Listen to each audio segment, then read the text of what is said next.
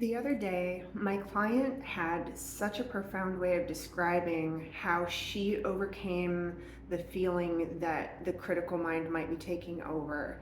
And I want to illuminate that so that maybe some of you who have wondered if your higher self can really get past your critical, back talking, negative mind would really be able to benefit from a session.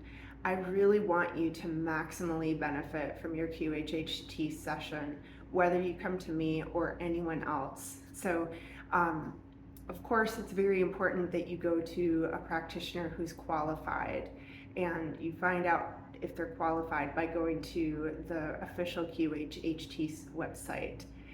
So, what this woman said at the end of her session, I sure wish I had a video of it, but I took notes on it afterwards.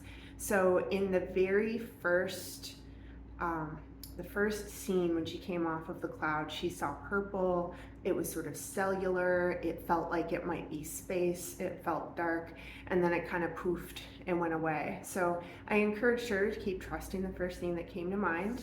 And at some point, she was beginning to wonder out loud, where did I come from? Here I am. She started to realize that she was in a space capsule all by herself, and that she had been traveling alone for 2 years or maybe longer.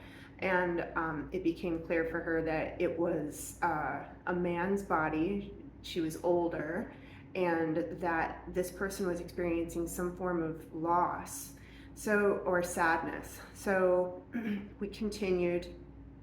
And then the scene came in for another moment in her life as this man who was getting married to a woman. And as the man, he had been seeing that picture of that woman in his mind, and he didn't know what that was. He was even wondering, she was wondering, am I that woman or am I the man? I said, well, what feels right? Just trust the first thing that comes to mind. So long story through, I won't go through the entire particulars of the life, although it was really illuminating about grief and loss. What she realized at a certain moment when she saw the accident that killed this woman was that she didn't want to go further. She was like, I don't want to see what happened there. So I said to her, your higher self brought you here for a reason. And your higher self showed you this for a reason. So there's probably a reason why this needed to be seen for you to grow. And how she described what happened next after the session is the very most important thing that I think anybody will help. It would help anybody. So she saw the woman and started second guessing herself again. And then felt it, as she described it up here, this negative critical voice saying, no, that doesn't make any sense. That doesn't make sense. And she just said that she kind of pushed that away and trusted what I said, to trust the first thing that came to mind and focus on that. Just focus on that. And she just did. She let this go away. She focused on the first thing that came to mind and continued with what was going on.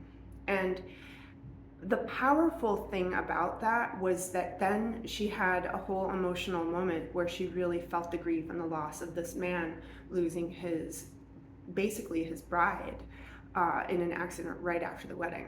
And he suffered such tremendous loss that he wanted to take an experimental space mission all by himself. And that's how he ended up in a space capsule.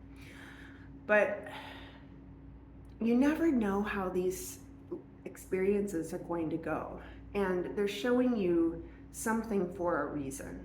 And this woman came away with deep understanding about what she needed to learn about grief and loss, holding on, and she would never have gotten there if she had allowed that critical mind to come forward and stay blocking.